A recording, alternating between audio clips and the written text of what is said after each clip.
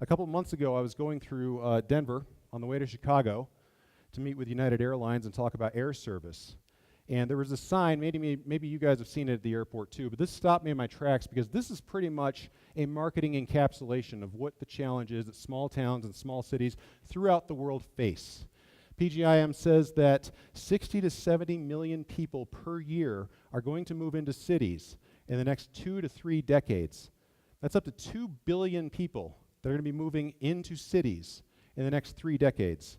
And they write that they see opportunities for investment in what is going to be the greatest population shift in history. I want you all to think about that and dwell on that for just a second. The greatest population shift in the history of mankind is taking place right now from small towns into big cities. And when we say big cities, we're not talking about Farmington, we're not talking about Grand Junction. We're talking about Shanghai, Mexico City, London, Chicago, New Delhi, Cairo, big cities, skyscrapers. They are leaving our towns and our communities throughout the world, not just here. And it's not just a marketing ploy that PGIM put. The data backs it up. The World Bank tracks the global economy, the GDP, and 2 indicators: agriculture is primarily a rural economy, services primarily as an urban economy. What you can see since 1994 is agriculture has fallen from about 8% of the world's GDP to less than 4%. And at the same time, services has risen from 61 to 65% over that 20 years. It doesn't sound like a big increase in services until you think about the fact that the whole global economy has been growing over this time period. And when you put this into dollar figures, agriculture is worth now almost $1 trillion less than it was 22 years ago to the global economy. It's not just shrinking in terms of GDP, it's shrinking in percentage, it's shrinking in terms of a dollar base.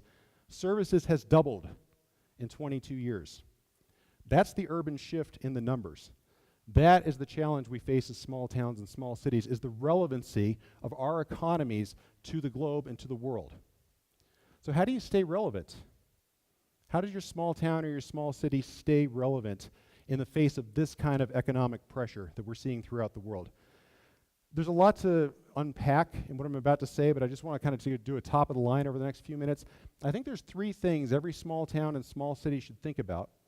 I think they should think about it in this order, and there's a reason for doing so, and it's going to sound simple, but let's unpack it just a little bit as we go through it. To be a successful small town or a small city or a region in a rural area, the first thing you need to do is give people a reason to stop in your town. Then, you need to give people a reason to live in your town. And finally, last, not first, but last, you give people a reason to work in your town. That may sound weird coming from an economic developer, that's not where you should start your focus, but we'll unpack this a little bit to understand why I think this is the process that helps make small towns successful. So first, let's give people a reason to stop there. The first thing you need to do for your community is be bringing new money into your community. A stop sign's not going to do it, but have any of you ever seen the movie Cars? I've seen it, I got a young kid, I've seen it like 10 times. We've got radiator springs from Cars. This kind of gets at what you need to do a little bit to get people to stop there. On the left side, you've got a hotel. About halfway up on the right side, you got a restaurant, and just across from the restaurant underneath the trees, you got a gas station. It's good reasons, I guess, to stop. If you're out of gas, yeah, you got a gas station. If it happens to be 5 p.m. at night, great, you can stop for a restaurant. But this isn't quite what we're talking about when we say give people a reason to stop here.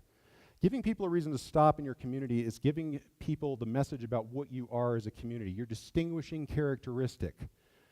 By way of example, my daughter's name is Amelia. She's about to turn 6. In part, we named her after Amelia Earhart. So it was not a hard decision this summer when we went on our road trip to go a little bit out of our way to visit Atchison, Kansas. Why Atchison? That's where Amelia Earhart was born, in her grandparents' house. And her grandparents' house is now a museum for Amelia Earhart. And that town defines itself. Atchison defines itself around Amelia Earhart. They have murals that you can see from the air. They have celebrations. That's a characteristic of who that town is. I met a person there who's from the Ukraine. He only goes to one place in the United States, and that's to Atchison, Kansas, and spends 3 months a year there every year working as a volunteer in that museum, spending his money in that town. They've given him a reason to come to his town. And that's one thing you can do to be a unique community, is highlight famous figures, famous events like the OK Corral, maybe an architecture type that started in your community. But another thing you can do is really elevate something that makes your community truly unique and make it a global or at least a national phenomenon. Any of you ever heard of the Mitchell Corn Palace? Anybody raise your hands? Yeah. Mitchell, South Dakota. The Mitchell Corn Palace. It's hokey, it's shticky, it's Americana. It's awesome. It gets almost as many visitors each year as Mesa Verde National Park. It was started in the early 1900s to prove to farmers that you could be a successful agrarian in central South Dakota. Many people thought it was too cold up there, too dry, but it became the world's only corn palace. And every year, they cut over 100 acres of corn to make murals and art designs that go with a theme. And they do this every year. They've been doing this for over 60 years. This has become central to highlighting what Mitchell is in terms of its economy. It's become central in promoting artists and artisans in the area. It's essential to becoming promoting South Dakota too. And it is the defining figure of that town. It has connected that town to people from all around the world who come in to see it. And it's said who they are as an identity. They're an agrarian community. They're an artisanal community. They promote their whole town when you come into that. So this is a unique feature that nobody forgets once you've seen it. What I'm suggesting is when you talk about giving people a reason to stop here is think about your community from that perspective. What's unique about your community? And when you find that uniqueness, embrace it, brand it for who you are as a community, and then market it. Because marketing's key. That's how you reach your customers. As a community, as a region, your customers, people. And although we can't all be Italian Vias, we can all be something unique.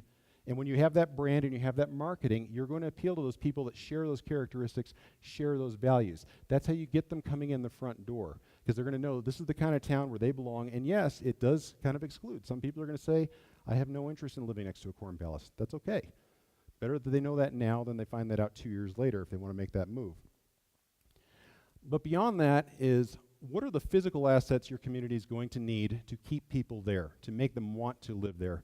There is a quote from Mayor Mark Funkhauser, the former mayor of Kansas City, and he wrote this in Governing Magazine in 2013. And he said, a city, or in our case a town, that's a good place to raise children is generally just a good place, period. And he went on to describe how a lot of the things that people need for raising kids or having kids in your community are things that are going to benefit everybody in your community. And I'd maintain that that's a really good quote to start thinking about how you design your physical assets, how you focus on your physical assets to get people to live in your community. But it also kind of inverts the way we like to talk about things. We like to start with amenities, and you need amenities. By far you do. But there's a pyramid that you have to build off of. It really starts with housing, it goes to safety and education, and then to amenities. Let's walk through this. Housing, of course, as planners and economic developers, we talk about a lot. In a community like Durango, we have issues about affordability. But when we think about solving the affordability challenge in towns that are expensive, we need to think about it from the perspective of what is a family looking for in terms of housing? And solve that issue first, because if families don't want studio apartments are not solving the affordability issue. So what is it they're looking for in terms of housing, and how do we make that affordable and attainable for families? Incidentally, this tends to be less of a problem than the other side, which is quality, because I see a lot of families moving into Durango right now, both with eyes and with the data. But nonetheless, it's an issue. On the other side, a lot of small towns are in decline. And when you have decline, you have vacancies. Vacancies are truly blight. They are a health and safety risk. Nobody wants to live near them unless they absolutely have to. If you're a town that has been in decline, you need to be thinking about creating programs to mitigate, remediate, and remove those blighted and vacant houses. They have a bad habit of burning down, for example. So that's the quality side. What do your neighborhoods look like? Are you being attractive by getting rid of those things that don't look attractive to people to come in? Then we go to safety and education. And to put this in perspective, think most of us have moved to a new town at one point. We've been looking for houses, shopping with a realtor. What's one of the first questions you ask a realtor in a new town when you're looking for a house? Is it safe? I'm thinking that's a segment. Yeah, is it a safe neighborhood? Another one is, how are the schools? So as buyers, we know what drives housing value, right? It's good schools, it's safety. But as planners and as economic developers, I'll take the blame on this, we don't talk a lot about these things. We assume the police are going to take care of it, our school district's going to take care of it. They want our support, they want our input, and we should be providing more of it. Now, small towns have an advantage because they are known to be safe areas, but make sure the facts back that reputation up in your community. And on the education side, again, that's critical. We need to be thinking more about our schools. We tend to skip over these things. So we need to think more about safety and education when we're telling about building our physical assets in our community, giving people a reason to live there. Finally, then we get to amenities. The bike trails, the rec centers, the libraries, the parks, the vibrant downtowns. I once read an 8-page article praising Austin, Texas's downtown revitalization. And in 8 pages, they didn't have a single word about safety or about education. That is a failed downtown revitalization. They were focused on the amenities, but people just come for the amenities and then they'll leave. If you don't have safety and education and you don't have the housing, you're going to have empty amenities, and they will ultimately fail. So you need them. That's the final thing to make the sale to get people to live in your community, but it's not the first thing. Housing, to safety and education, to amenities is what's going to get people to start living in your community when you deliver quality on all three. Then we turn to work. Nick, you're still here. WorldPay, here we are. Give people a reason to work in your community. Why start with the other two things first and not work? Well, first of all, if you focus only on work, you're really building a business park, not a town. But second of all, we've seen a shift in the last 12 years into how people are working. Take a look at this. Most of us still work for somebody else. Most of us have salaried jobs. But since 2005, we've only seen about a 9% increase in salaried jobs in the United States. We've seen a 41% increase in sole proprietors. As a matter of fact, we've added almost as many sole proprietors since 2005 as we've added salaried jobs in the United States. And home-based workers are up 66%. Home-based workers are either sole proprietors or they're working for somebody else, but they get to work wherever they want. And if it's your community where they share those values and those characteristics, it's going to be in your community they're going to want to be in if you've got the right resources. Another story for another day. What do sole proprietors and home-based workers need? They need a house, first and foremost. And it's a huge opportunity for small towns to be able to attract people like that without having to worry about building a business park first. Sole proprietors, some of them have a habit to go on to create businesses. About 5 years ago, the Alliance and about 5 other economic development agencies on the Western Slope, we just did sort of a mental check-in. We said, how many people do we know that have moved to the Western Slope of Colorado as sole proprietors, or maybe they had one employee, that went on to create businesses that hired other people? And just from what we knew from word of mouth around our communities, we were able to identify 85 sole proprietors that now employ over 2,000 people in Western Colorado. So, sole proprietors do go on to create businesses, and they'll create businesses in your town. And the good news is, although there's a lot of focus on large businesses, when you start talking about those salaried jobs and where they're being created, almost half of them are being created in companies of 10 to 99 employees.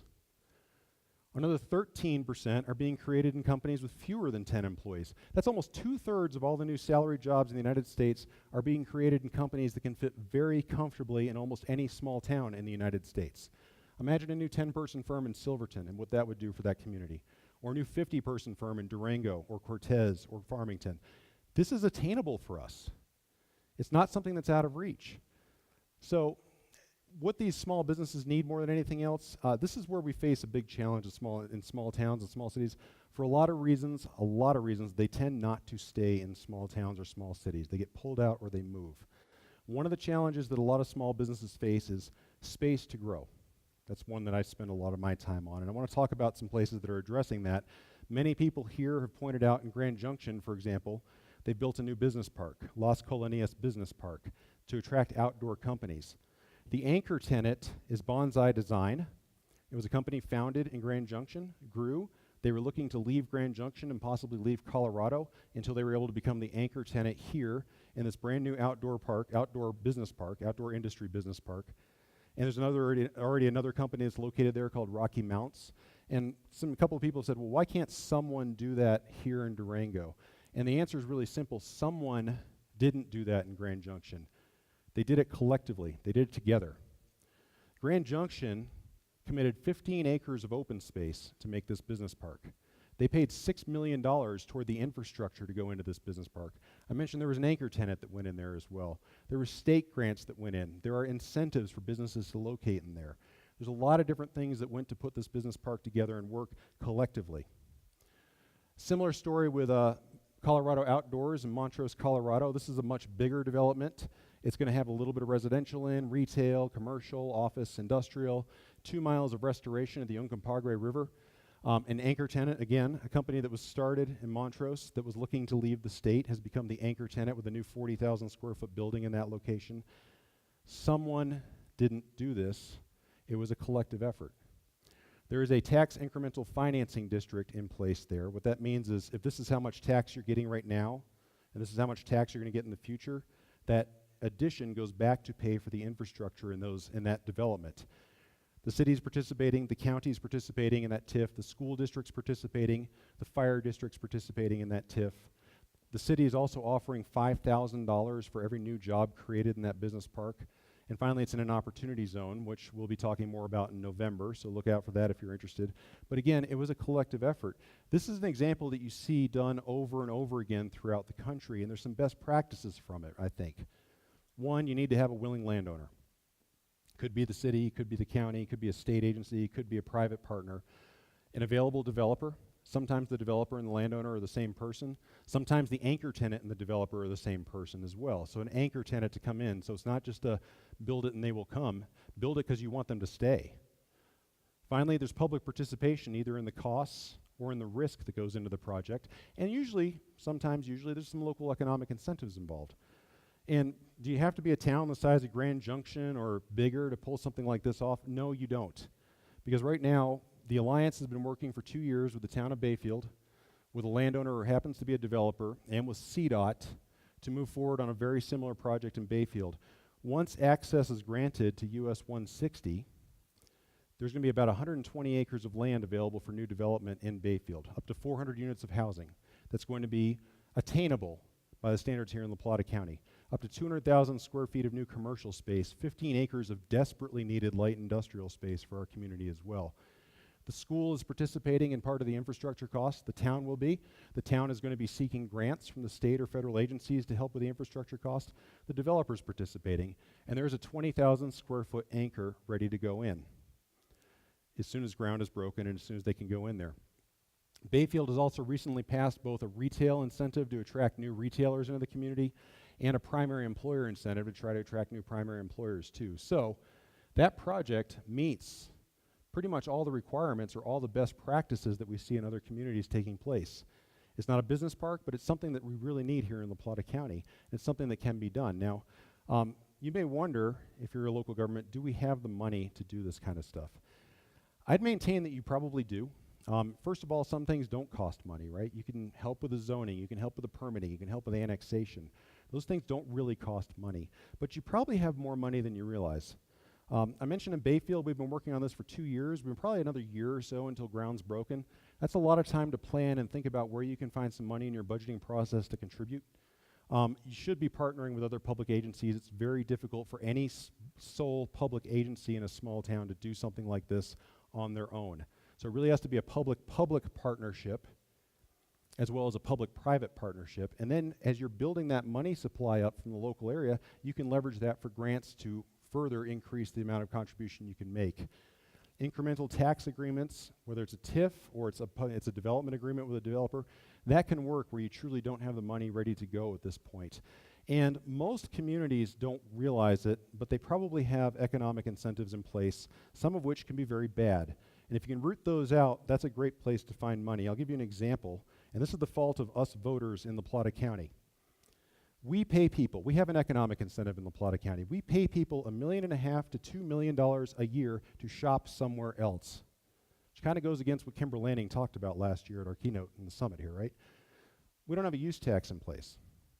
So anytime somebody wants to go down and buy a Lexus or a BMW in Phoenix, as the local voters, we say, go for it, it's on us.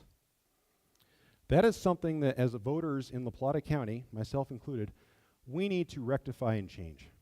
Because that's sending money out of our community, it's hurting our ability to build infrastructure, and therefore making it more costly for families to find that housing and to find the space they need to build their businesses. And I'll bet just about every community, if you look hard enough, will find there's something that acts like an economic incentive that could be redirected to be more successful. So to wrap it up, the keys to success for a small town, in my opinion, and I'm open to discussing this, but first, identify who you are as a community, unique. brand it, market it, promote it, because that will start finding your audience, your customers, who will then start wanting to consider living in your town. Focus first on what it means for a family to want to live in your community, the housing, the quality and affordability for those families, schools and safety, amenities. It's a whole package, but start from housing and work your way toward amenities. And finally, those families are going to be bringing jobs with them, and some of those people are going to start up companies. And as they start companies and they grow in your community, that's your chance to be collectively working to creating space for those businesses in the future. That, I think, would go a long way to solving our problems. Not all of them, of course, and there's a lot more detail that can go underneath any one of those steps. But I think that's been enough for one day. Thank you very much. So.